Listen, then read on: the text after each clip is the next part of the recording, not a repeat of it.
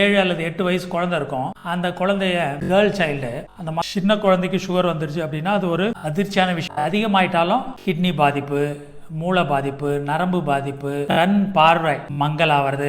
Hi, hello, வணக்கம். நான் doctor Ravanan. நண்பர்களே, உங்க அவேர்னஸ்க்காக ஒரு விஷயம் சொல்றேன். எல்லாருமே பொதுவாக நினைக்கிறது பார்த்தீங்கன்னா, இந்த சுகர்ன்றது குழந்தைங்களுக்கு வரவே வராது, வயசானவங்களுக்கு தான் வரும் அப்படின்னு. நம்ம கிளினிக்ல நடந்த ஒரு சோகமான நிகழ்ச்சியை சொல்றேன். ஸோ இது ஒரு அவேர்னஸ் கிரியேட் பண்றதுக்கு. ஒரு 7 அல்லது 8 வயசு குழந்தை இருக்கும். அந்த குழந்தைய கேர்ள் சைல்டு, அந்த மதர் கூப்பிட்டு வராங்க.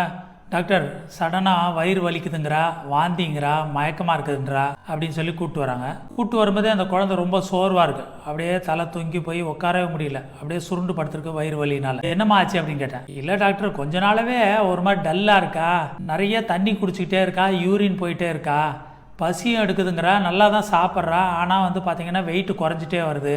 இன்னைக்கு தான் திடீர்னு மயக்கமாக இருக்குது, அப்புறம் வயிறு வலியாக இருக்குது, வாந்தி இருக்குது அப்படின்னு. உடனே சிஸ்டர்கிட்ட சொல்லி குளுக்கோமீட்டரில் பிளட் குளுக்கோஸ் லெவல் பார்த்தா 450 இருக்குது. அப்போவே எனக்கு தெரிஞ்சிச்சு அந்த குழந்தைக்கு டைப் 1 டயபெட்டிஸ், அதாவது குழந்தைகளுக்கு வரக்கூடிய டயபெட்டிஸ் டைப் 1 டயபெட்டிஸ் அது வந்திருக்கு அப்படிங்கிறது தெரிஞ்சிச்சு.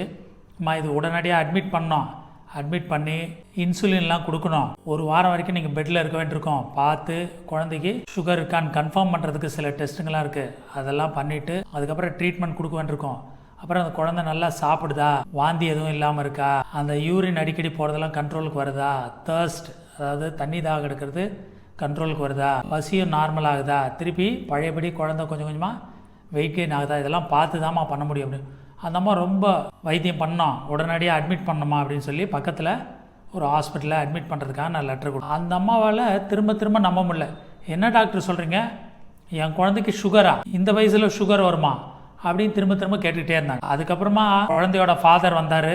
அவர் சரி சார் நாங்கள் அட்மிட் பண்ணுறோன்னு சொல்லி அட்மிட் பண்ணி அப்புறம் கன்ஃபார்ம் ஆச்சு. அப்புறம் அந்த குழந்தைக்கு இன்சுலின் போடுறதுக்காக ரெக்கமெண்ட் பண்ணி அனுப்பிச்சாங்க. இப்போ அந்த குழந்தை நல்ல ஆரோக்கியமாக இருக்குது. ஆனால் ரெகுலராக சுகர் செக் பண்ணிவிட்டு இன்சுலின் போட்டுட்டு இருக்காங்க. எனவே நண்பர்களே, குழந்தைங்களுக்கு சுகர் வருமா அப்படின்னு கேட்குறாங்க.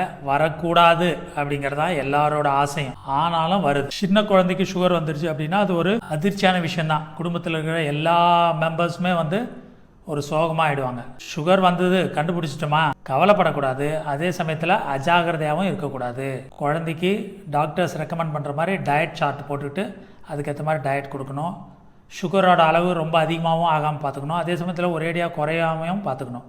ஒரேடியாக குறைஞ்சாலும் மயக்கம் வந்துடும், சம்டைம்ஸு வலிப்பு மாதிரி வரும். அதிகமாயிட்டாலும் கிட்னி பாதிப்பு, மூளை பாதிப்பு, நரம்பு பாதிப்பு, கண் பார்வை மங்கலாவது, இந்த மாதிரி பல பாதிப்புகள் வரும். அதனால் இந்த டயபெட்டிஸ் என்ற நீரிழிவு நோய் குழந்தைகளுக்கும் வரும். ஆனால் ரொம்ப ரேர் தான். அப்படி வந்துட்டா அதை நம்ம சரியான முறையில் அணுகி அவங்களுக்கு சரியான சிகிச்சை அளிச்சுட்டு சரியான அளவில் இன்சுலின் கொடுத்துட்டு வந்தோம்னா அவங்க மற்றவங்கள போலவே நார்மல் லைஃபே லீட் பண்ண முடியும், நல்லா படிக்க முடியும், நல்லா விளையாட முடியும். குழந்தைகளுக்கும் சுகர் வரும் அப்படின்னு தெரிஞ்சுக்கிட்டிங்களா? அது வந்தால் எப்படி டீல் பண்ணணும் அப்படிங்கிறத தெரிஞ்சுக்கோங்க.